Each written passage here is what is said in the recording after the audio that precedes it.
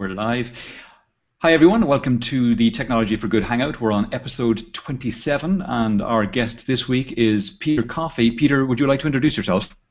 Hi, good to be with you all. I'm Peter Coffey. I'm Vice President for Strategic Research at SalesForce.com. When people ask me what does that mean, it means I spend most of my time a long way away from our offices in conversations with CIOs, with application developers, and increasingly with regulators and policymakers, discussing what are the remaining obstacles, which are mostly matters at this point of culture and habit, that prevent people from adopting radically more efficient and agile service-based models, sometimes called cloud computing, to replace legacy IT models and practices.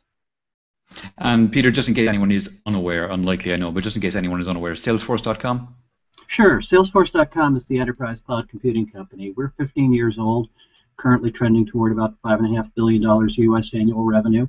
We have well over 100,000 customers, ranging from global brands like Hewlett-Packard to startup companies whose names you probably do not know.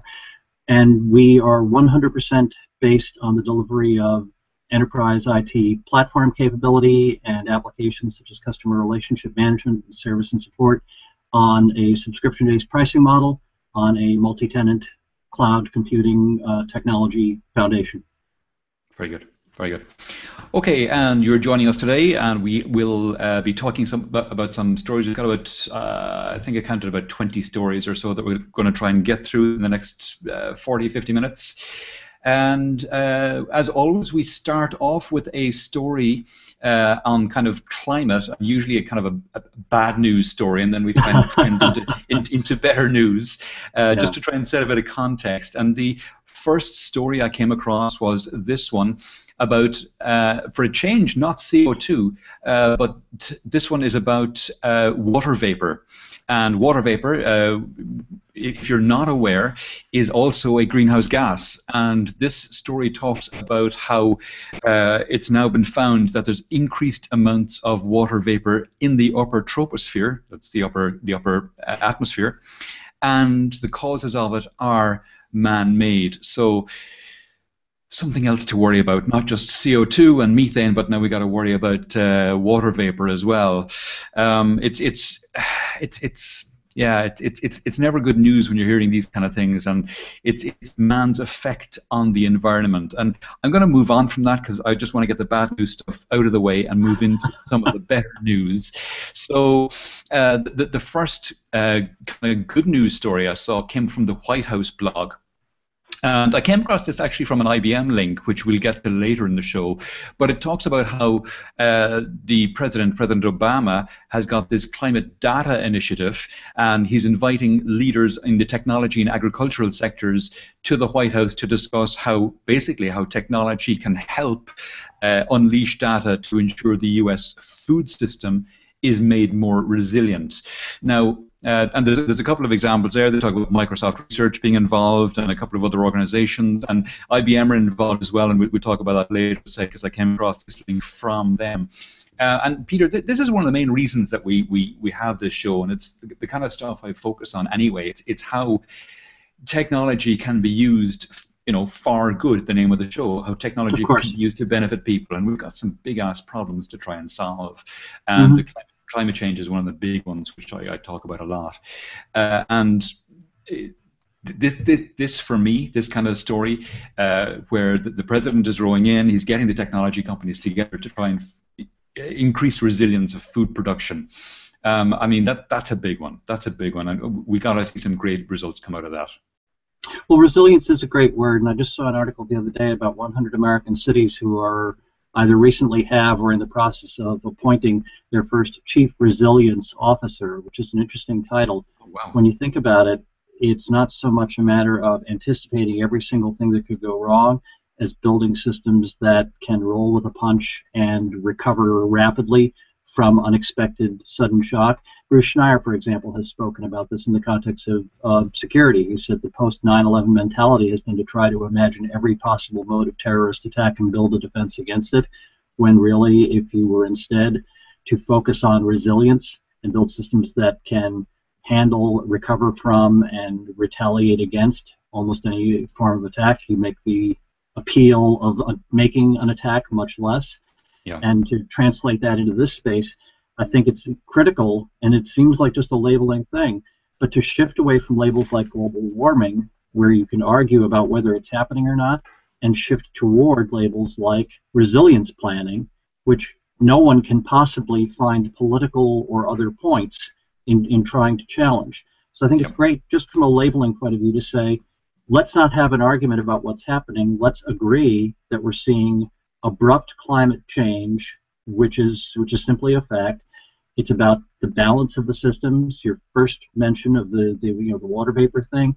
We've had some great conversations with Al Gore, who of course really elevated this conversation globally with his movie An Inconvenient Truth, where he said, if you warm the oceans, you get more water vapor in the atmosphere, which means you get more rain, but you also get less of it forming as snow and ice.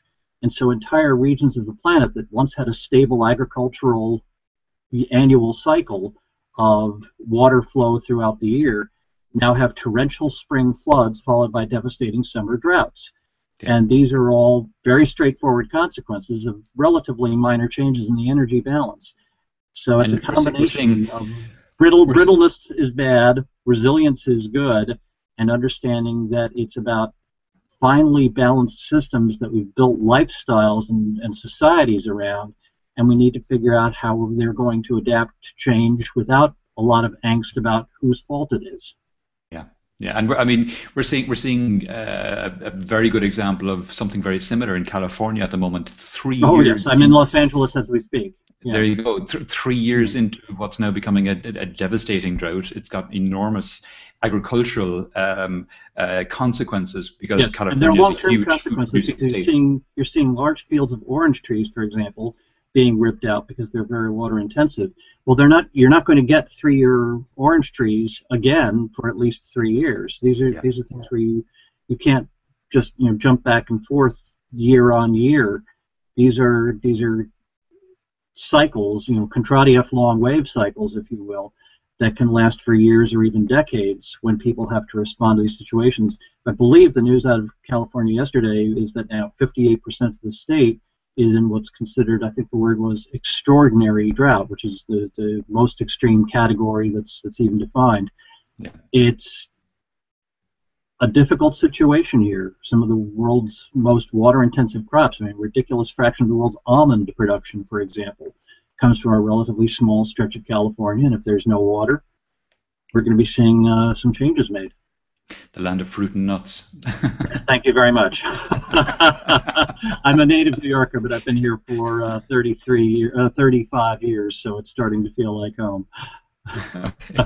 We've got a couple of viewers there. Tammy Paulus and Finton Ryan have both commented on our hashtag #TechForGood. So anyone wanting to leave comments, leave them at hashtag #TechForGood. Finton's just saying a nice finish to a busy week, settling down to listen to Tech for Good with Tom Raftery and Peter Coffey. And Tammy is talking about how we're discussing unleashing climate data to empower the American agricultural sector. Data is key, don't you think? That's why I'm particularly pleased that you brought up the technology angle in the second story you mentioned, is that there are so many situations in which anecdote and belief trump data. And I think the other thing that needs to happen is that we need to militate against government policies that dilute or distort the signaling effect of prices. Too often you get a short-term reaction of, oh, well, we can't allow this product to go up in price because that's going to be too painful for too many people. This could be anything from gasoline to bread. And yet prices are signals, and if you distort those signals, you can't expect rational behavior. So I really feel that any time that someone says, oh my gosh, the price of gasoline is going up here in the U.S., the immediate demand is, well, we should open the Strategic Petroleum Reserve. No, I don't think so. I don't think that's what it's for. And I think doing it defers or even perverts what would otherwise be rational behaviors, like people riding their bicycles more. Yeah, it's subsidizing what, as you say, it's a signal. It means there's something wrong. Prices are signals. Yeah. Don't mess with signals. Yeah, very good. Okay, we'll move on. The next story that I wanted to talk about was, we've been talking about the climate and carbon, and we see here There's two interesting transport stories that I came across. The first one is UPS, the transportation people, and how they have already reached their carbon intensity goal for 2020. So for 2016. So they're now going to double their carbon intensity goal for 2020. So that's great news from them. FedEx are doing quite well, and DHL as well, as far as I know. But this story out of UPS is really heartening to see, because I mean they have an enormous carbon footprint. They've done things like they've invested in new planes, they've got alternative fuel fleets and things like that.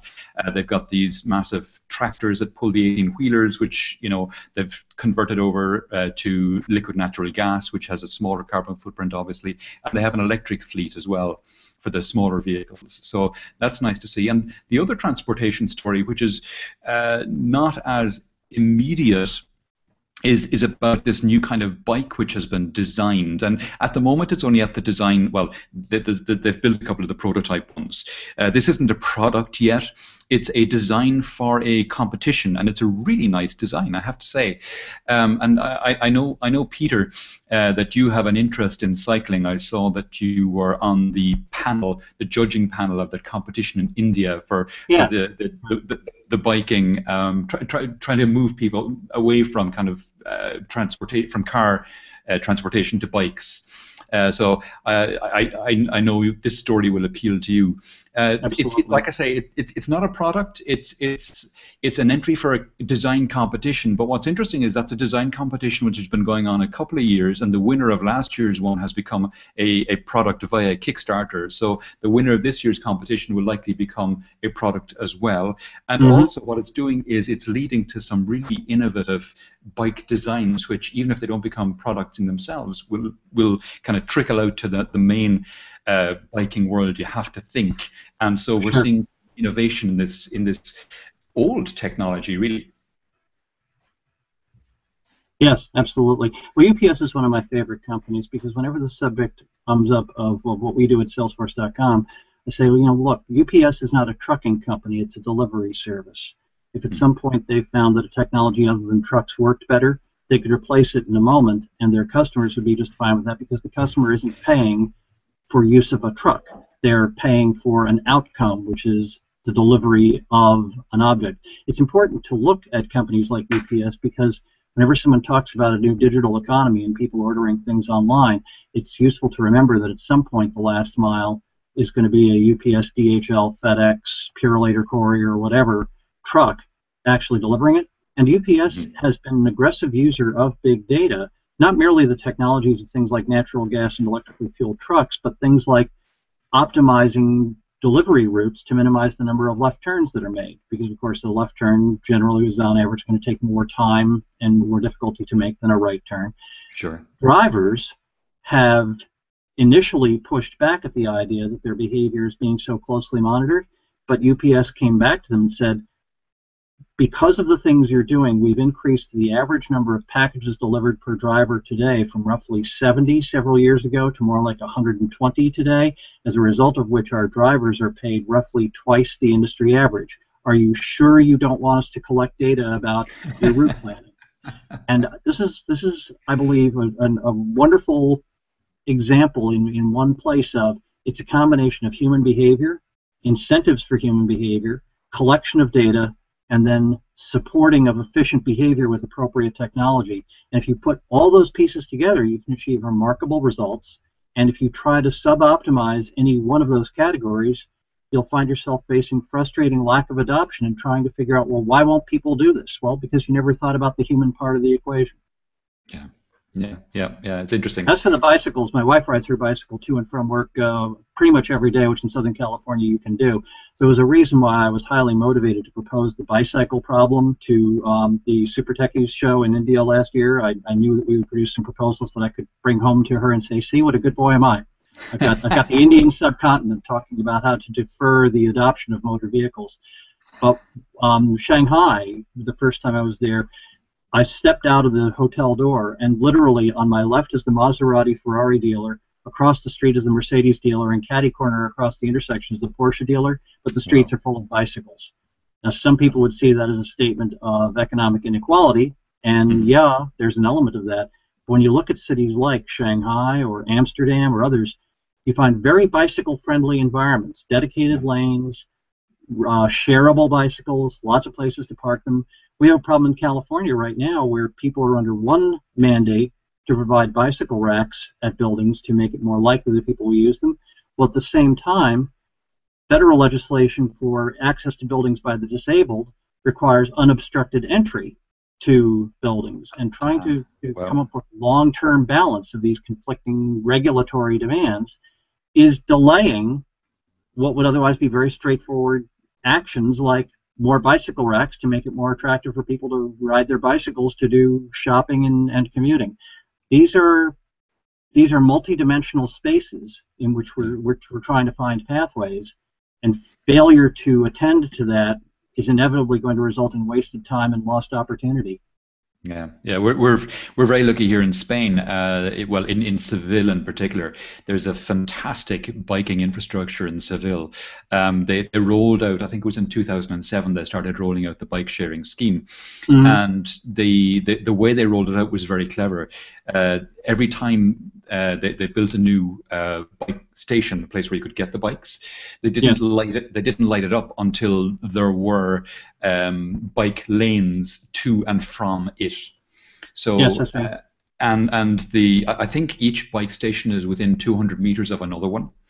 And the bike lanes here in Seville are all separated from the road traffic. There's a physical barrier in place, or there's some kind of separation between the bike lanes and cars, the roads that the cars are using, which makes it very, very safe for cyclists. And up until last year, I used to go out with my wife and kids. I'm on crutches at the moment because I have a gammy ankle, so it's been about a year since we've gone out. But it's incredibly safe to bring kids out on the bike lanes, so it's really, really good. And I'm looking forward to getting back on the bike and bringing them out again. But when you've got that and you can build that kind of habit in kids, it becomes a lifelong thing. Absolutely. We'll keep going. The next story that I saw that I thought was interesting is a bit of a change of pace, and it talks to something that when we had the practice run during the week, Peter, we found we couldn't use your Salesforce account. We had to use your private Gmail account to get on the Hangout. Well, now it seems Google are going to be changing that. You'll still have to, for now at least, have to have a Google account. It doesn't have to be a Google Plus account to use Hangouts. But the Hangouts now are becoming more of a business tool, and they're becoming part of Google Apps for Business, which means they get brought into that whole sphere of enterprise software with an SLA of 99.9% uptime and the whole thing, and a better back end as well. So. This I thought was interesting because, well, A, it's a tool I use every week, but also B, it's an extremely democratic tool. It's as long as you have a Google account, which is free, you can use this technology to have conversations like this. And to talk with anyone anywhere in the world, and have meetings with multiple people. I mean, it's just you and me on this one, and the people who are watching live. But there, you can have 10 people like we are now on a call like this, and it makes teleworking, for example, far easier to do. Well, I've been a full-time telecommuter for 25 years now, for multiple employers working from the same home, and the productivity impact, I'm sure that I am a saner and more personable human being for not having spent all that time on California freeways. I did briefly commute to downtown Los Angeles for my first few years here, and it just alters your entire way of thinking about your day and how you want to relate to people. I'm able to be engaged with people in our offices from Germany to Sydney over the course of a day and still have a life, which is kind of amazing to me. Post 9/11, we had a brief period of perhaps 2 or 3 months when it became socially acceptable to say, I really can't get on a plane. Can we do this by remote presence? And I've even done 2 after-dinner keynote speeches by telepresence for reasons typically including a sudden company meeting that I couldn't reschedule. And the organizers initially have been very resistant to the idea, and afterwards they've said with wonderment in their voices, wow, it was like you were right in the room. And I'm thinking, you know, people are hearing my voice and looking at my slides. Isn't this what they would be doing anyway? You know that we do a massive global event called Dreamforce every year, which last year had 140, 160,000 people registered. Well, 2/3 of the people who are physically attending the conference are watching the keynote speeches in overflow rooms, which means that whether they're in San Francisco or in Sydney really wouldn't have much impact on their experience. And they're looking at the speakers up on enormous monitors hanging from the ceiling because the stage is so far away and they're not bringing binoculars. So my feeling is that far too many meetings are still being held by people getting on planes. I did 180,000 air miles in 2013. I'm already at half that number for this point in this year, and that's without even having yet been to India this year. So this is almost all domestic except for one Australia trip and one UK trip. And it pains me to think about the carbon footprint associated with that travel, to move 170 pounds of wet meat around the world just to deliver my voice and my charts. It doesn't make sense from a thermodynamic point of view. It doesn't make sense from a time use point of view. And so anything that makes a tool like Google Hangouts or Skype or anything else become a higher fidelity tool that's more accessible with adequate attention to security and governance and so on, I feel that this is one of the highest leverage things we could possibly do to lower the energy footprint of just getting things done. Yeah, yeah, and speaking of that, that's a nice segue actually into the next story, Peter, because this one speaks about getting connectivity to places where it's been very difficult to get connectivity before, and it's this story about how Facebook's Internetorg application is now being delivered in Zambia to start with, but they have plans to take it further than that, and it allows people free internet access to certain sites. It's a subset. It's done in conjunction with the local telco in Zambia, whose name I've just forgotten, but they're subsidizing it based on the fact that it will be basically, you know, a gateway drug for the people in Zambia who can afford it but may not know the benefits of having internet access. Sure. And for those who can't afford it, at least they get a subset of the internet. They get Wikipedia, for example. They get Facebook, obviously, and several other sites with local info and maternity info and things like that. So it's. I mean, you can argue that it's Facebook taking advantage of and getting people onto Facebook. But on the other hand, I think it's a way that it spreads the democratization of information to places where it wouldn't have been able to get to before now. Well, the difference between some reliable 24/7 connectivity and none is absolutely enormous compared to any further differences that you might make by going, say, for example, from narrowband to broadband. I tell people all the time that if you think that cloud computing is about being able to watch cat videos in any part of the planet, you're missing the point that if you're a rural farmer who just wants to know, should I go east or west today to get the best price for my crop at market, that's a 1-bit piece of information. You know, you turn left or turn right at the fork in the road, and delivering that information reliably every day at low cost changes people's lives. So I think the idea of making reliable 24/7 connection available for any person anywhere on the planet is probably as powerful a thing that the human race could do for opening up opportunities and eliminating unnecessary frictions and burdens of just getting through the day. And I'm tremendously interested in that. There's also been some very interesting work done. There was a group at MIT that came up with a very straightforward way of allowing multiple narrowband connections to be temporarily aggregated into broadband connections for short periods of time. And I think this is another thing we're going to see, is much more fluidity in the way that global connectivity can be reallocated as needed to meet low bandwidth needs at low cost and intermittent high bandwidth needs without massive investment in unnecessary capacity. So I think we're really quite at the beginning. In fact, I saw a great article the other day by someone saying, if you think you're too late to be part of the internet revolution, try to imagine the year 2044 when almost everything interesting will have been invented since 2014. Where we are right now is so very much at the Model T stage in the automotive world compared to the Tesla Model S stage, Yeah. and the degree to which pervasive connection. Really, Scott McNealy nailed it once when he said, "Why do I want to carry around a battery, screen, keyboard, hard drive, and radio transmitter when all I want to do is check my mail?" His vision, and this was maybe 15, 20 years ago, is all you really ought to need to carry is proof of your identity, and then have the ambient environment deliver the information that's relevant to you and enable the functions that are appropriate for you to be able to command. And it's kind of a Minority Report style, only without the really creepy, weird, strange overtones. But the idea that when you walk into a room, the room knows who you are and is able to provide things to you. Alan Kay talked about this maybe 20 years ago. He said, this is the new land of fairy, where everything around you seems to know who you are to the extent that you choose to disclose that, and offers you things that you might not know you need until it tells you that they're available.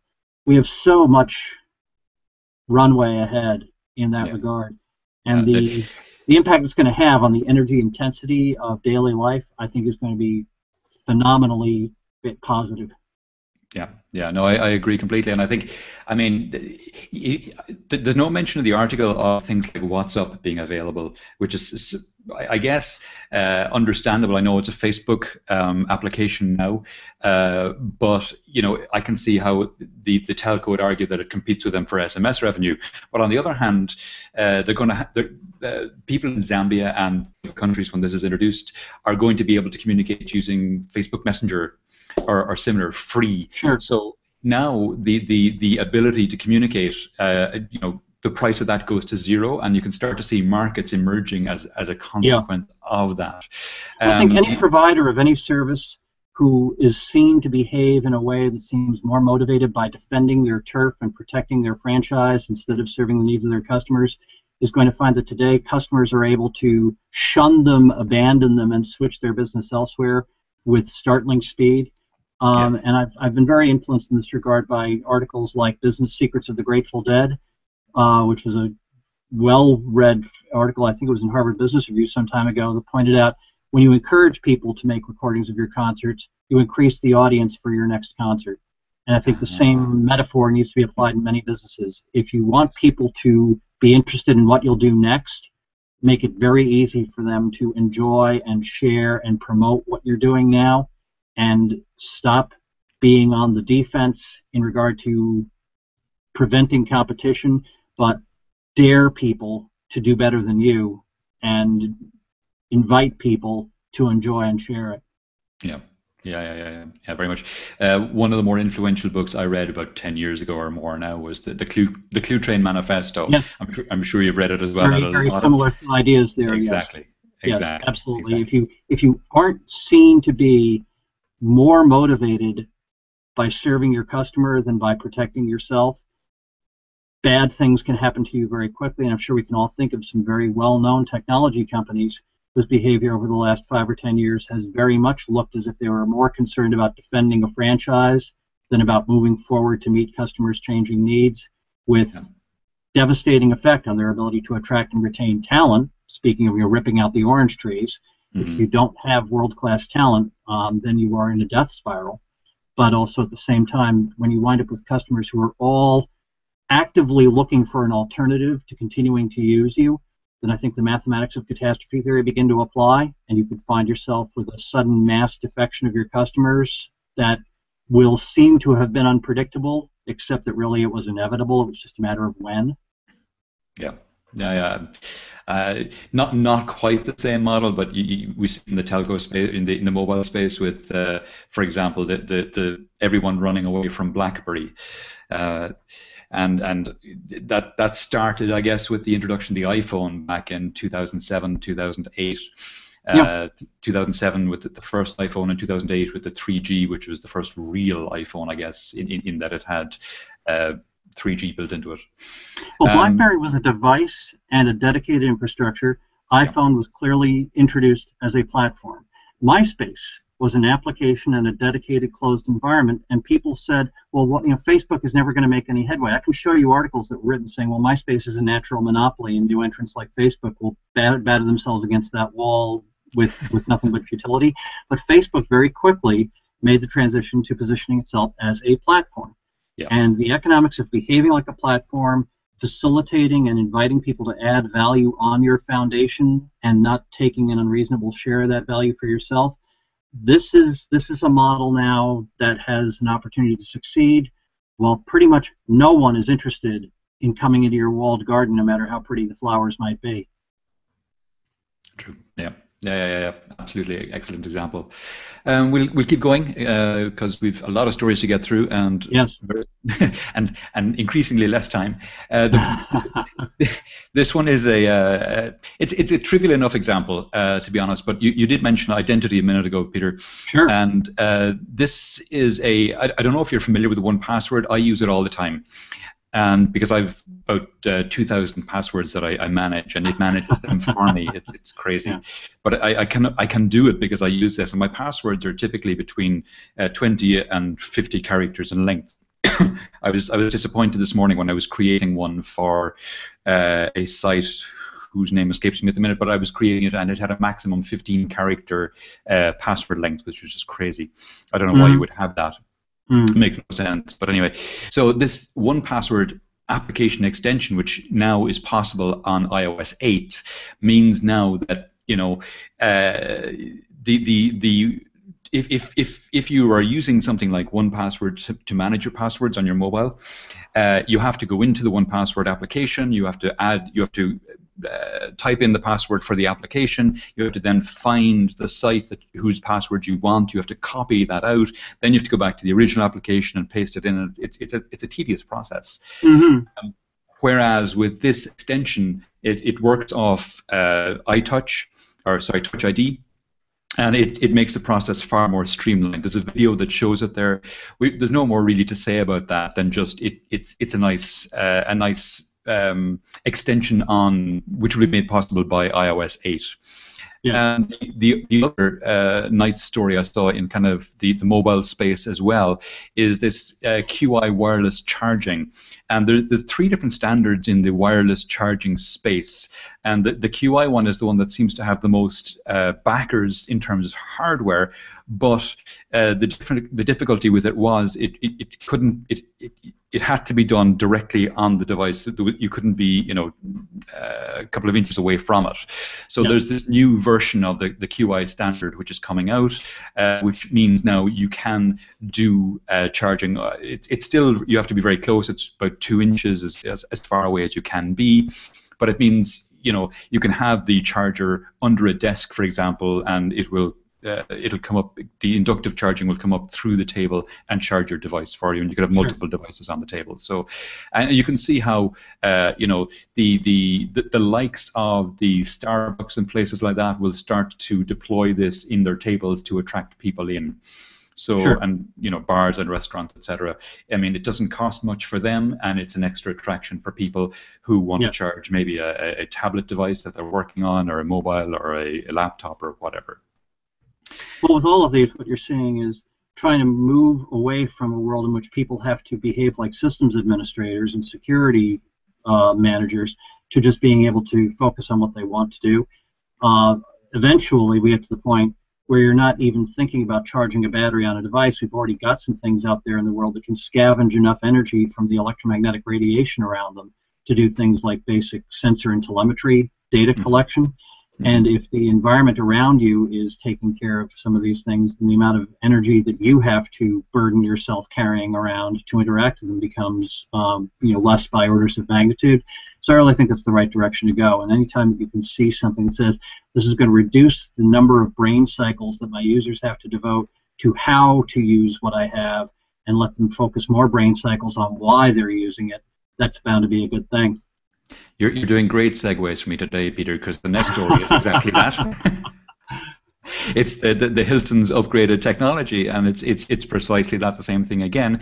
It's doing away with hotel keys and substituting people's mobiles for them. So it's an obvious one. It's happening in more places than just the Hilton, but the Hilton is the big one because they've got so many hotels around the place. And Sure. I don't know, you've stayed in tons of hotels, I've stayed in tons of hotels, and it happens reasonably often that you have to go back down to the front desk because your card key has lost its magnetism or whatever, and you have to get it Yeah. redone. And if it's just hanging up, if it's just, you know, your mobile, which you have with you all the time anyway, you're not going to. It's less likely you leave your mobile in the room than you leave the card key in the room. Sure. Your phone isn't going to lose its magnetism. Now you might run out of charge. Your battery might go down. Going back to the previous point, but the idea is it's one less thing to carry around. It's, as you say, less brain cycles. It's one less thing to be thinking about. Do I have the room key with me? No, I have my mobile. I'm grand. I mean. Well, the other great thing that happens when you go to a piece of infrastructure that the user is already paying to own and carry with them everywhere is that if I'm renting a motor vehicle from a particular rental company, every time I get into one of their cars, my profile is with me, and the type of radio station I most want to hear is going to be automatically available to me on the first 3 buttons on the radio. When I walk into a hotel room, if it's the same chain that I stayed in last night, and it knows what I was watching on the telly and knows what I was ordering from room service, my preferences can automatically be factored in to make them the first things that are available to me. We're seeing this done with Virgin Atlantic, the airline, where we're working with them on customizing the back screen display so that it isn't merely a catalog of available entertainment and food options, but is actually based on your personal profile and history with them. And what this does is decommodify products. I mean, a hotel room is a hotel room, but if going to a particular chain means it's going to be just like the being in any of their rooms because all their rooms know me, if a seat on an airplane on one airline knows me and knows my connection flights and knows what, the kinds of things I'm going to want to do when I arrive in the destination city, this decommodifies otherwise very commodifiable products and services by adding a dimension of personalization and service to them. So I think that this is more than just a matter of technological streamlining, but really should be seen as the gateway to levels of personalization of services that really create genuine value from the point of view of customers. Yeah, no, I mean, that's a great point. And one of the things that bugs the crap out of me when I go into hotel rooms is that they're freezing. So I tend to go to the aircon straight away and bump up the temperature because it's, they make them too cold. I can put on a sweater, but I hate having to wander through 10 channels of sports that I have no interest in all to get to the news and science fiction channels. So we each have our own areas in which we'd like to see differentiation, and that's the whole point, isn't it? It is. Absolutely, it is. It is. We'll keep going. The next story I saw I thought was interesting. It speaks to a changing Microsoft. Yes. We've had this theme on the show for the last number of weeks because there's been different announcements over the last number of weeks, and this one was an interesting one. Microsoft's OneNote for Macintosh and iOS apps has now been released, and it allows you to insert Office docs, reorganize notes, and so on and so on and so on. Yes. So basically, OneNote has been released for Mac and iOS. It's an application, I guess, which is most analogous to something like Evernote. Yes. It's not an application I had used before because I've been Mac-based since basically '89 when I bought my first computer. And OneNote has traditionally been very strong in the PC world, but it's only recently come into the Mac world, and it's only recently, even more recently, come into the iOS arena. But it's now nicely done that when you sign in on your tablet or your phone or your Mac, whichever type it is, first of all, the applications are free on those devices, and secondly, it syncs up with OneDrive. And OneDrive is for a basic account, it's free.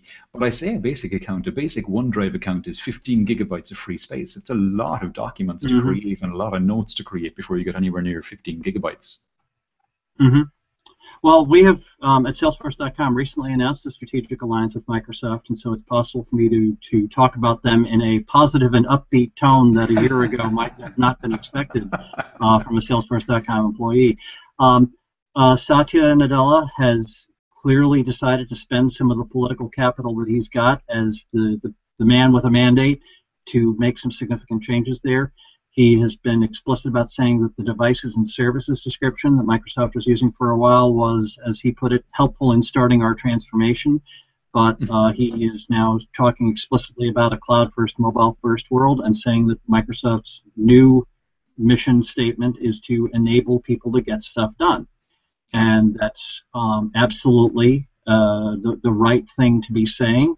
There's a whole culture at Microsoft that needs to realign with that. Microsoft is a culture that knows how to sell software. It has not historically been a culture that's been about outcomes, but about technology.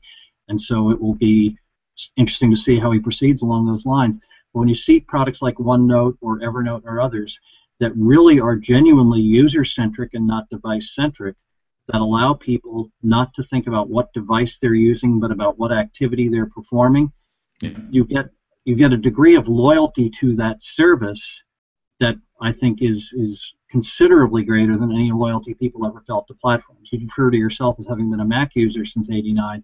I've been a Mac user, a PC user, a VMS user, and so on during all of those times, and really had to be platform agnostic because of the time I spent in the trade press, where I really had to be personally familiar with anything that any significant fraction of our readers were using.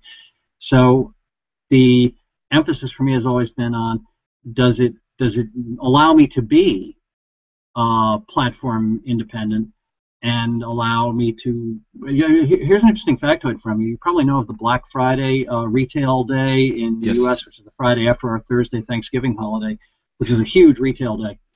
3 of the top-selling products at our Target retail stores, the 3 top-selling products, in this past year, were 3 different versions of the iPad, which is interesting because Target's not a specialty electronics retailer, but 40% of those iPads are being bought by people with Android smartphones, not iOS phones, and almost all of those people used Windows at work. So I really feel that we're at the point now where the typical human being would describe himself or herself as a Facebook user, a Twitter user, a YouTube user, a Pinterest user, and might not even think of themselves consciously in terms of being a Mac user, a PC user, an iOS user, or whatnot. Great, roll on, I say. Yeah, it makes far more sense, as you say, to be that way. We're gonna go into the crowdsourcing space because there's been a couple of stories on that this week. The first is a more trivial example, I guess. It's just that now Google are using crowdsourcing to improve the translations in Google Translate. That's quite important. I use Google Translate quite a bit, being based in Spain. Yes, I use it myself. I always make sure I go in both directions to be sure that it can translate back to the original without some horrible distortion. I've often found that I need to reword things to make the translation work reliably both ways. Indeed, and the other story, which is I guess more interesting, potentially has bigger implications, is this IBM story giving, and this goes back to the announcement we talked about at the start, the White House one, but as part of that White House climate initiative, IBM are going to make free supercomputing power available to sustainability scientists. Now, to explain that slightly, it's not that IBM are handing over supercomputers to sustainability scientists. What it is IBM have this thing called the World Community Grid, which is a bit like the SETI project, where SETI at Home project, that is, where if you downloaded a client application, you could help look for extraterrestrial life, your computer using spare cycles, etc. Well, the World Community Grid is doing just that kind of thing, and this I've been at since 2008. So you can see there are different projects that you can use the spare cycles on your computer for. There's proteome folding for the human proteome, conquer cancer, nutritious rice, clean energy, childhood cancer, muscular dystrophy, clean water, fighting AIDS at home, clean energy project, mapping cancer markers. Those are just some of the ones that my computer worked on over the years. The IBM one is saying now that they're going to allow that to be used for more climate initiatives. So fantastic that people who have that World Community Grid, and again, that's a free download, and it runs away in the background on your computer, so anyone can kick in free cycles to help with this. Mm-hmm.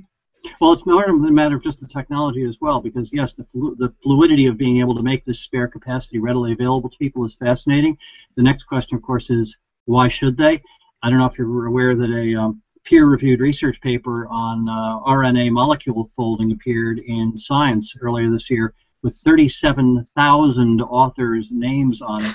10 of them were scientists, and the rest of them were playing a game called Eterna, E-T-E, capital R, cap N, cap A, so Eterna, an RNA-based game, in which by gamifying the behavior, they were able to do, kind of an Amazon Mechanical Turk thing, and to get people to do things that algorithms have so far not been effective in doing.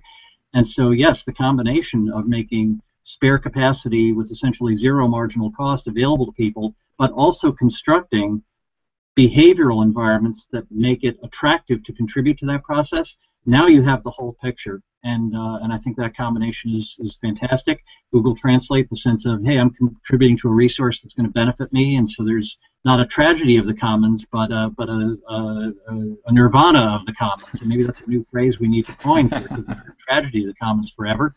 But Don Tapscott, in his book Wikinomics, has talked about the degree to which turning data and power over to communities produces value out of all proportion to the costs involved in doing it, and has even turned some industries almost inside out. Prospecting data, for example, in the minerals industry, has always been treated as the crown jewels, but by putting out a challenge prize and inviting people to submit algorithms to find the best places to dig, and offering very substantial cash rewards that are minuscule compared to the value being created, there are companies that have had phenomenal success. I mean, multi-hundred-million-dollar benefits with writing a check for perhaps $1 million, which seems like a lot to someone who just came up with a clever algorithm for interpreting prospecting data.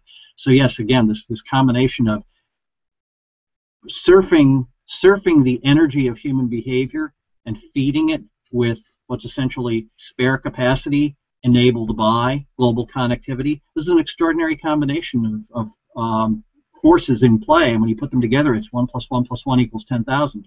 Yeah. No, it's tremendous. There was that gold company in Canada, I think, was one of the examples in that book that I think that's probably the example we're talking. Although I thought I remembered it being molybdenum, but whatever. I mean, the model is widely applicable, and we've seen it, of course, in things like the X Prize that Peter Diamandis has championed for things like space exploration. Correct. We'll keep going. The next couple of stories are in the security space, and we see that there's now an application called Signal, which is a free application for iPhone, and it allows you to make free, fully encrypted calls using an open source system. So it's using a protocol, a well-tested protocol known as ZRTP, and while it only calls signal to signal, so the person you're calling needs to have the application as well, there's also an Android application which uses the same protocol, so you can also call people who have Android phones if they have the Android application. So it allows iOS to iOS fully encrypted calls, and iOS to Android fully encrypted calls as well. The Android application is not free as far as I remember.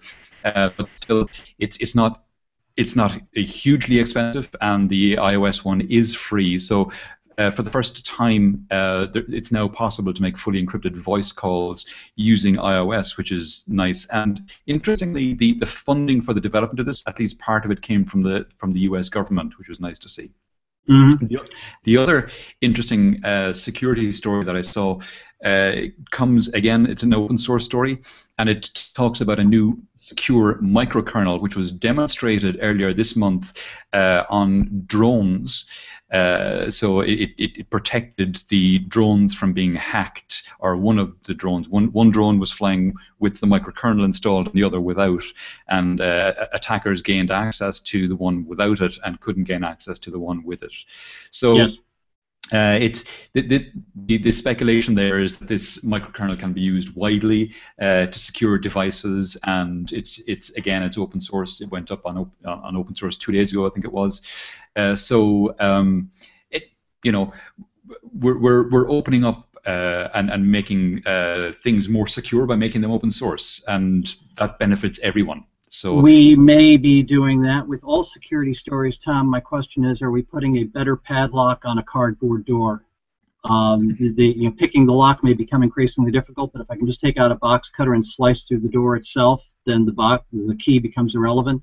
And the metaphor here could be that no matter how good the algorithmic security may be, I may be able to socially engineer my way around it and get your credentials from you, at which point it really doesn't matter how good the algorithm is.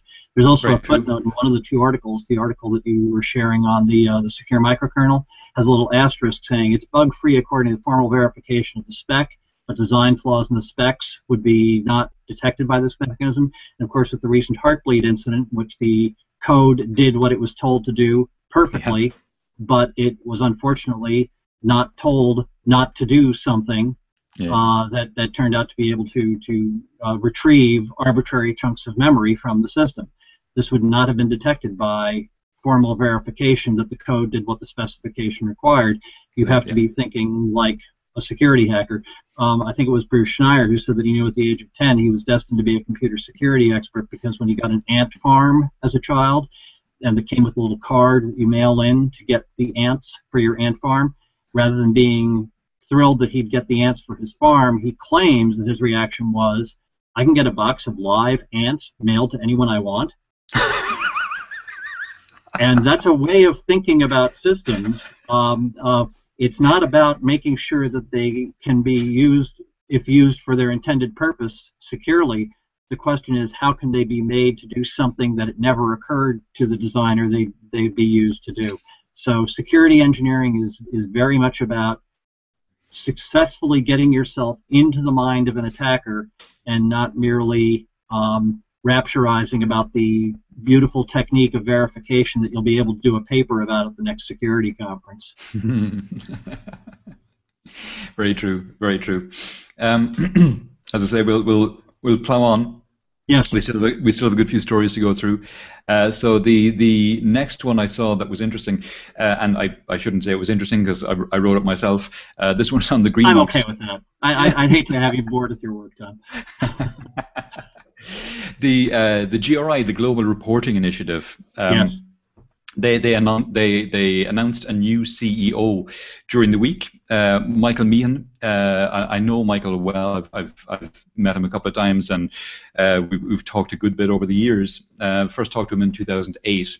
Really good guy. He's a serial entrepreneur, so it's good to see him going into a non-profit. And all his time, all the different startups that he did were all in the sustainability space. So this is kind of the stuff he lives and breathes. Yeah. And the interesting thing is for me that the GRI, they're an organization that people report sustainability information to, and not just sustainability, but diversity and other kinds of things like that as well, and have been doing so for years. So the GRI have a huge database, terabytes of data on thousands of organizations that have been reporting to them voluntarily, mostly voluntarily. In some countries, it's regulated. I think about 20 countries, it's mandated by regulation. But other than that, it's public information. So speaking to Michael, I had a chat with him on the phone the other day about after he became CEO. I want to congratulate him. And we were talking about the data, and he has big ambitions to make the GRI's data become a platform for developers. So yes. The possibilities from that are very interesting. Then the other two things that I mentioned in the article were just they don't have, as far as I know, a mobile strategy because their site they badly need it. So advice to Michael on that front is, get a mobile strategy in place fast. Your website doesn't even work on a mobile. And the other thing that I talked about is the social aspect. Again, they need a social strategy as well as a mobile strategy. They have a Twitter account, but the YouTube and Facebook pages that are there for them, YouTube channel and Facebook pages are ones that are auto-generated. So basically they need an outbound comms strategy, because while they have about 6,000 companies or organizations, because it's not just companies, organizations reporting to them per annum at the moment, Michael's ambition is to get that up to about 25,000, and without a decent outbound and aggressive outbound comms strategy, they're just not going to get there. Yes, yeah. No, there's no question that the idea of data as platform has found its time some years ago. In fact, the Open Government Directive issued in 2009 by then newly inaugurated President Obama in the U.S. I think really redefined people's expectations around government agencies taking the data that they collect at taxpayer expense and making that data highly available to taxpayers. In fact, anyone who's interested in this can go to www.whitehouse.gov/open and see things like an open government dashboard that tracks the status of U.S. federal agencies in making data available. And I guess a phrase like naming and shaming might be a little extreme, but the point is that executives are being held to account for their success in making that data available, and as you say, as a platform. The combination of data, massive data sets that individuals might not be able to afford to store or manipulate if they had to own the infrastructure, combined with cloud-based analytic capabilities, really makes it possible for someone with a relatively tiny catalyst of idea to trigger an enormous explosion of value from data and analytic capabilities that they now no longer need to fund as capital purchases but can simply use as available services. I think it's a tremendously positive development. Yeah, yeah, and it, as well as the US, there's this thing called the Open Data Initiative, which is based out of London. The CEO of that is Gavin Starks, an old friend of mine as well. And it's I mean, they're advising governments globally on all this kind of thing. And the UK government has got a very interesting site as well, similar to the US one. Again, we've been having so much fun. I'm afraid we have to get into speed round mode now, as we were on College Bowl, to touch on some of the highlights of the remaining stories that you've identified. I'm sorry that I've been having so much fun exploring some of these implications. No worries, no worries.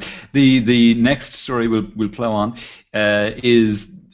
And this will be a quick one. Just basically, researchers discovered a new way to make chips that could pack terabytes into smartphones. I'm not sure why they just talk about smartphones, but basically they're saying the way of manufacturing the RAM chips that store information in smartphones, they found a way of making ones that can store hundreds of times more information.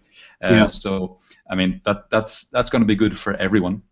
I think it's tremendously interesting, but probably the more important applications are going to be moving to in-memory database technologies and drastically reducing the amount of time that's spent just getting bits in and out of rusty metal slabs to make tremendously greater analytic power available in any number of applications.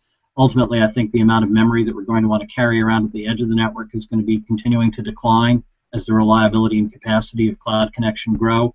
So as I think you're spot on in saying that this is not so much interesting because of the ability to pack more memory into our phones, but simply to be able to have more memory doing things that today require bulkier and more cumbersome technologies such as the hard drive. Yeah. Yeah, absolutely. And I mean, we're seeing changes in the hardware side of things all the time in terms of battery technology and storage technology and everything, and it's and price going down as well, which is always good. But we'll keep going because we're almost there, almost there in terms of time and almost there in terms of stories. So there's a eBay released their diversity report this week, which is great. We had Pinterest and Twitter last week. We had Google a couple of weeks before that. And this week we have eBay releasing theirs. The story is reasonably good in that their breakdown of male to female is 42 female to 58 male, which is better than most, I have to say. Leaders tells a different story, 72% male, 28% female. And then you have the ethnic breakdown for the US as well. And as you'd imagine, it's mostly white, with some Asian and a few others basically hardly making up double digits. This is a problem that all tech companies have. I'm sure you guys have this as well, Peter, in your organization. And it's a very hard one to solve. And I think that the best that we can say about this is that with Google and Twitter and Pinterest and now eBay as well releasing these reports, we're getting a conversation going. We're getting people talking about it and people becoming more aware that it's an issue. And it's only through something like this that we're going to get progress. Well, you know, it's not exactly a new problem. I don't know if you ever saw the movie version of the novel Enigma, but in that Yes, book, yes. which is based on the Bletchley Park work during World War II, a young woman who went through exactly the same qualification process as the cryptographers wound up being a file clerk, while the men who perhaps did not even do as well were all over in the hut solving the interesting problems. So this is something the tech industry or the tech field has suffered for many decades now. I'm suspicious of trying to manipulate diversity at the end of the pipeline. It's rather like trying to Yeah. make the car go faster by moving the needle of the speedometer. Ultimately, I think diversity in the workplace is an outcome of successful accessibility to education and training, and that's a process that begins. You know, the statistics are very interesting about the number of young women who say they're interested in science and maths at the elementary and middle school level, and how much that fraction has fallen by the time they're university students. I Yeah. think figuring out what is going on between the ages of 10 and 20 that makes so many women feel that this is not for them, whether it's that they're being made to feel unwelcome or the opportunities are there or whatever.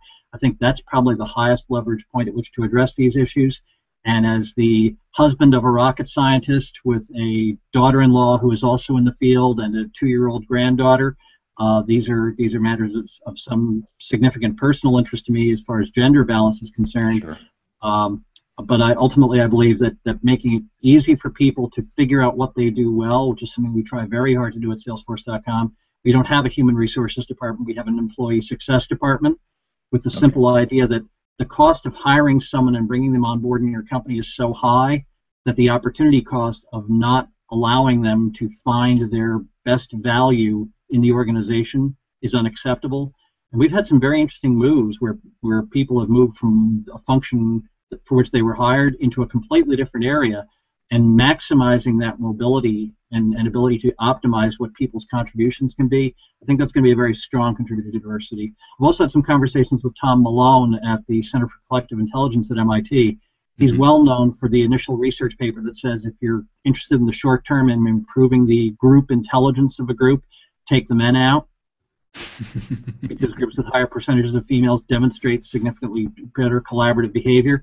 Obviously, this is not a long-term strategy, but it's revealing of behaviors that we ought to be maximizing among the men in the workplace, instead of just saying, well, we need more women. We really ought to be asking across the board, what are the behaviors that make for effective group performance, and how does diversity contribute to that?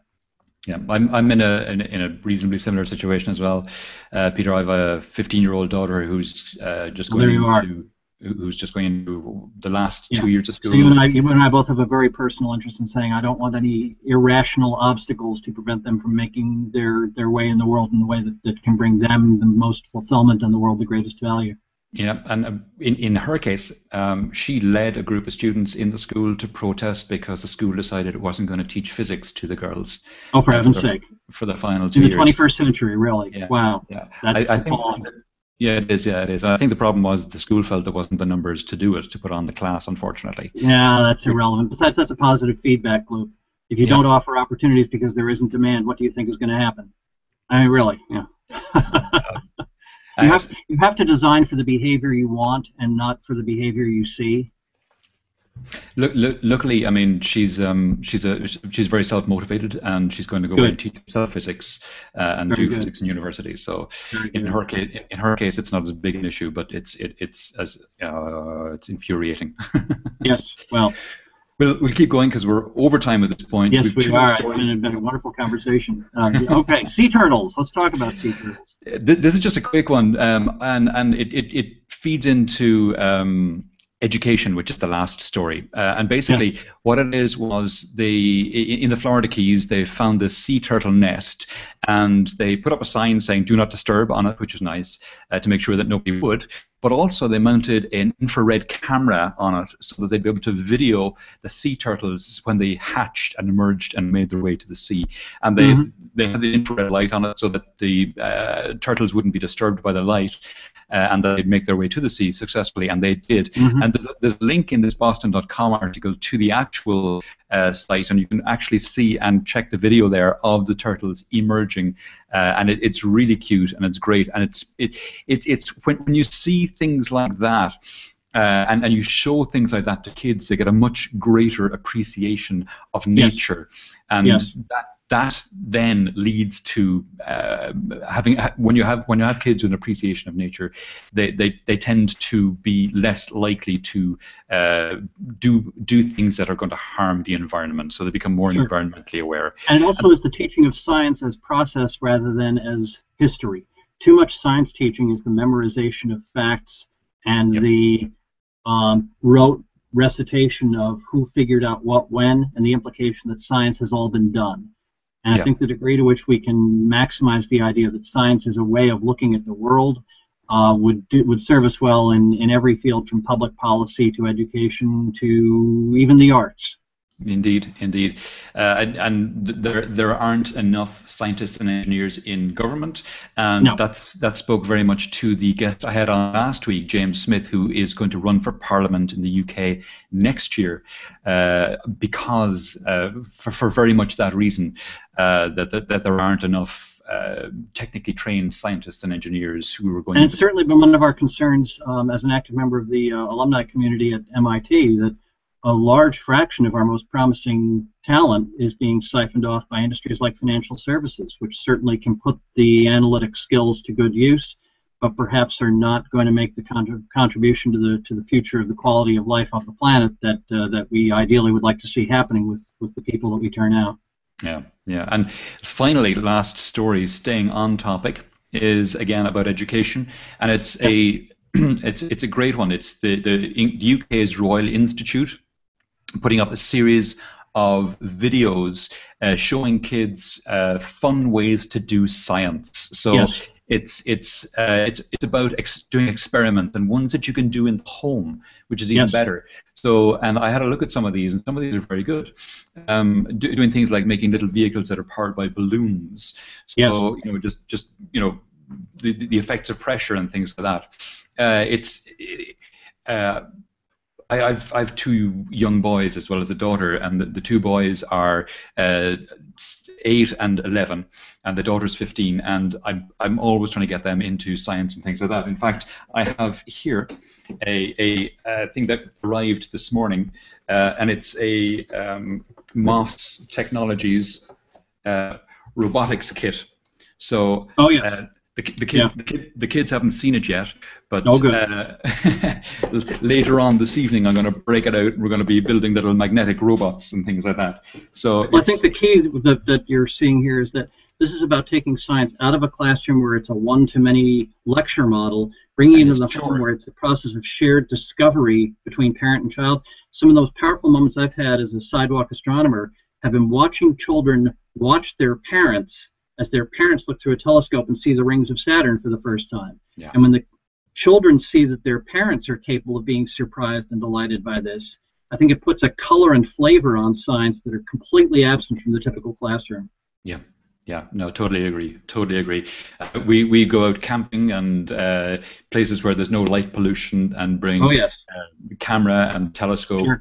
It makes a huge difference, and let me suggest one other thing you might want to do, since you're already in the habit of doing that. There's some great little stereo microscopes that are designed for outdoor use, and we've found fantastic results when we bring one of those on a scouting trip, and the kids are looking at the pins on a burr or looking at insects and things, and you just bring along a little magnifier or a stereo microscope is even better. Nikon has a very nice one that they call a field scope that's designed to be bashed about a bit. And it really does put an angle on the experience of being in the outdoors that can open up just whole new life perspectives.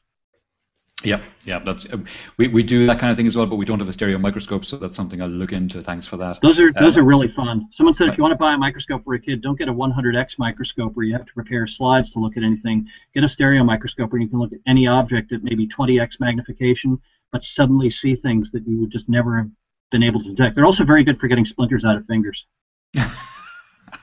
This is our family's practice now. Is get the microscope. Don't go stabbing about with the needle with just your unaided eyes here. And it really does make the process much more directed. Forceps and microscope. Excellent. I love it. Absolutely. All right, Yeah. we'll call it a show. 10 past the hour, just a few Oh minutes my over. goodness. We talked about maybe going to an hour. Yeah, thank you, Tom. It's been a thorough delight, and I appreciate the breadth of material you put together for us today. No worries, no worries. Enjoy it. Thanks everyone for your interest and your time, and we'll have the show on again next week, same time, same bat channel. We'll see you all then.